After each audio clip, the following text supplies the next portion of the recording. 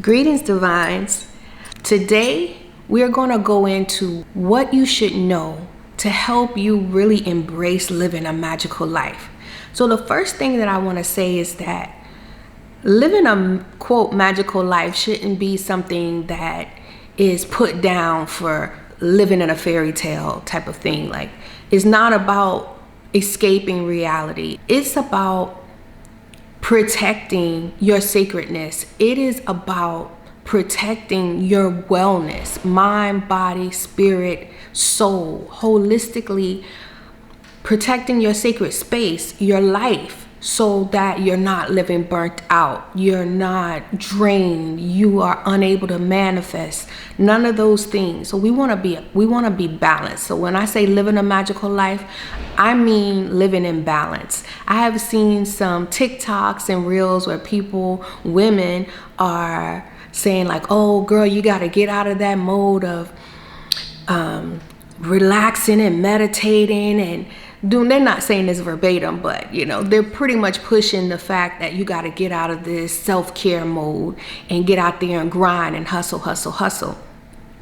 But my thing is that hustling, or quote doing, because that's what they're operating in the phase of doing, and they're operating in their divine masculine more. When you do that too much, that's when it becomes a problem. It's not doing it that is the problem, is doing it too much. So really anything that you do too much, anytime you're out of balance, is where problems come in. So again, working within, operating in the sense of taking care of yourself is what I'm talking about. I'm not saying that you have to overly be in the mode of meditating, relaxing, being disconnected, being within. I'm not saying operate in that mode too much either. I'm saying find that balance, that sweet spot, and understand that living a magical life means really protecting your space. So 2 things that's important for you to understand about living a magical life is 1, self-love, 2, self-discovery.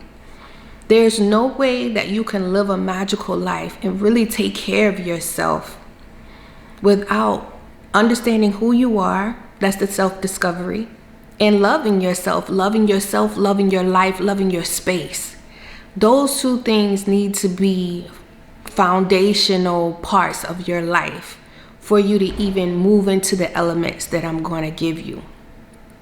So start there first. But if you feel like you got a good grounding in loving yourself, wanting more for yourself, wanting to evolve and wanting to learn more about who you are, then that's where these next few elements come in. So I have 5 ways or 5 elements for women to live a magical life. Live a life of holistic wellness, taking care of yourself. The first is, number 1, understanding your universe. So with that, you need to understand that we all have our own little mini universes and we are interconnected. And so we have a universe where all consciousness is one. We're all connected. But within that universe, we have our own consciousness, we have our own universe, we have our own life, we have our own energy. And when you understand that the aura around you, the energy around you, that bubble or space around you is encompassed of so many different things. It is your habits, it is your emotions, your thoughts. It is literally that energy of when you walk into a room and people feel you and they either resonate with you or they don't resonate with you. It is also like how you are operating in your life, what you're doing. So the key thing here is don't get too stuck in your own universe. too much or too often, because we do have to interconnect. We do have to connect with others. Our universe, it expands out, and we can either entrain others or we can fall into the energy of others. So that's another video to talk about how you entrain others to gravitate to you, and how to consciously raise the vibration of other people who are around you, who are part of your life. Now, with that being said, the important thing about understanding your universe is that when you understand what you have going on, you start to know about yourself more. You start to know whether this energy that I'm feeling, this is me, this is my universe, this is what my energy normally is, or what I'm intending for my energy to be. And then you know when it's someone else's energy or other energy around you. Understanding that is very key. It's central to what you need.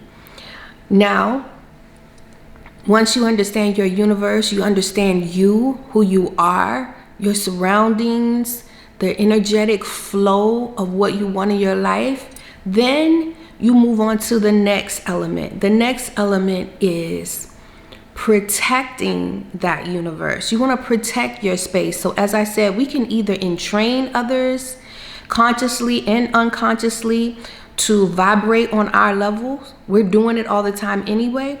Or you fall into those that are entraining you. You fall into the energy of those around you, whether that be people, that be your environment, or whatever it is. Ideally, with having a magical life, you want to protect your space, your sacredness. That is, your universe is your sacred space. Not just your physical space. So it does include your physical home, your temple, but I am specifically in this essence, I'm talking about your protecting the sacredness of your spiritual space, that universe, and protecting that from anything you do not want to fall into. So if someone is around you, or you come into an environment of others, of their energy, and it is not something that you want, it's not vibrating on the level that you want to vibrate on, you're not feeling it per se, then you want to keep your space protected even before you come in contact with other people or other energies. So you want to have a routine, a ritual that you do to protect your sacredness every day if possible, or as often as you can. And then if you do feel that you have come into a space where your universe is being penetrated, is being intruded by energy that you don't want, because we're all going to have that flow. I want to keep specifying that we're all flowing with one another like an ocean. So we're going to connect. But if you feel like your space is being intruded upon too much and bringing in energy that you don't want into your universe, you have the right to protect that. So that's where things like saying no come in. Like, no, I cannot do that today. No, I'm not going to do that. No, that does not resonate with me. Knowing when, if you feel like you're doing something and it doesn't make you feel good, it makes you feel like your vibration has lowered, that's when you need to stop doing it. That can even be with a mate, a significant other. If you feel that for women that feel that intimacy is not where it needs to be, and you feel that it's actually draining you to give to your partner intimately, or in any type of way, you have the right to be protective of yourself and say, okay, no, we got to shift this, So Those are some examples of protecting your universe and protecting your sacredness, because you have to look at yourself as a divine being. As a woman with a womb, you are a walking altar. You are a walking portal, sacred portal to the greatest divine, the universe. And if you do not see yourself as that and understand the importance of protecting that as being something sacred, you will not get what I'm talking about. But if you come from that space mentally, you will understand how important it is to protect that which you have. And I do want to add a disclaimer, like that doesn't apply to everybody. You got to get there you have to get there by taking care of yourself to really walk in your divineness. Okay? Now, the third thing is empowering that sacred space. So with protection, you got to empower yourself. You have to look at ways every day. You have to look at ways as often as possible on how you can keep your vibration and your energy at the frequency that you want it to be. So that self-discovery, knowing yourself, knowing your universe, as I said previously, when you understand that I don't feel great today, like I woke up not feeling well, like people say you woke up on the wrong side of the bed. Technically, it's like you wake up with your vibration feeling lower. That could be something that you picked up in your sleep during the night. So you want to have some type of ritual, some routine, some way, because routines are rituals. Okay, for people who don't get that part, that's key. You want to have some routine that you do to cleanse yourself, raise your vibration back up. Or maybe you went to work, maybe you were dealing with some people, maybe you simply just hugged someone, and in that embrace of you hugging that person, you walked away feeling heavy. Or you had a phone conversation with someone and they're pouring out what's going on in their life. That phone conversation left you feeling heavy. If that is the case, that means your vibration has lowered. So you want to have a routine that you do to raise your vibration. So those are examples of how when your vibration lowers and you want to raise your vibration. But when you have good days, when you're feeling like you're vibrating well, you also want to always know that as long as we're living in this life, we are to be evolving. We are to be evolving. We are to empower ourselves regularly by not just staying at the status quo, at the norm. Now that you're feeling good, you're like, ooh, I'm feeling good. I'm resonating well today. Let me see how I can harness that energy or even raise that energy up even more as I go along. So that is ways for empowering yourselves. Some people go as deep as getting deep into spiritual traditions or spiritual practices, holistic practices that empowers them even more than that. So holistic practices could be your meditation. It could be the fact that you are now using mindfulness techniques to understand what's going on in your mind. It could be yoga. It could be a spiritual initiation. It could be eating better. All these holistic ways of living that connect and heal and empower your mind, body, spirit, and soul, those are ways to empower yourself. Now, the next, that's 1, 2, 3, 4. So the fourth element is having gratitude. Really, truly living in a state of gratitude and understanding that there may be things that happen in your life that are uncomfortable for you, that bring your vibration down, that you may need to navigate. I like to say navigate when you have challenges in your life that you experience and you have to navigate through these challenges. These things are expected, or they should be expected. We live in a physical realm with connection to all different types of energies. So challenges, difficulties, blockages, low vibrating energies may come. Negative forces may come. But taking a daily assessment, I like to do this in the morning, and really giving thanks for just to breathe, to I like to practice breath work. So with breath work exercises, you learn the power of your breath and feeling the ashe, or the quote prana, or the chi, or the ki of breath. And with understanding that and learning that, you start to be grateful just for that. So to wake up in the morning and to breathe in deeply and exhale, being grateful for the small things, and then continue throughout your experience of what you can be grateful for. And if you can, try to carry that gratitude with you throughout the entire day, throughout your life, finding ways to be grateful, seeing things that are beautiful. I'm grateful for just us having a beautiful day in Savannah, like most of the time. I'm grateful for being able to live near a river.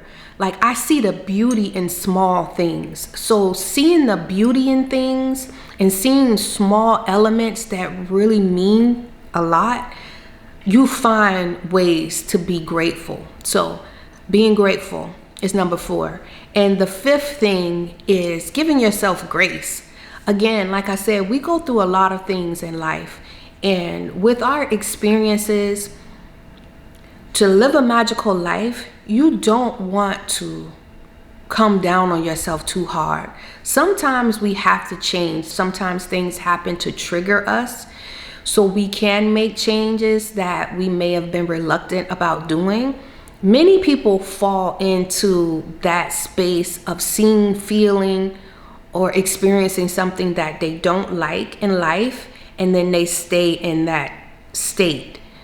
Ideally, even with emotions, when you experience emotions that you don't like, you are to experience it and then flow to the next phase, flow out of it, or allow it to flow past through you. And when you do that, the way to do that is to give yourself grace. So if something happens, again, things happen, you experience challenges, you go through things. Maybe you did something wrong. It could be a trigger for you to change. And then it's also, once you realize that, you're mindful about it, that is your sign then to move out of it. Give yourself grace. I didn't do that right. Maybe I should have did that differently. I didn't feel good about this or that. But I am still evolving.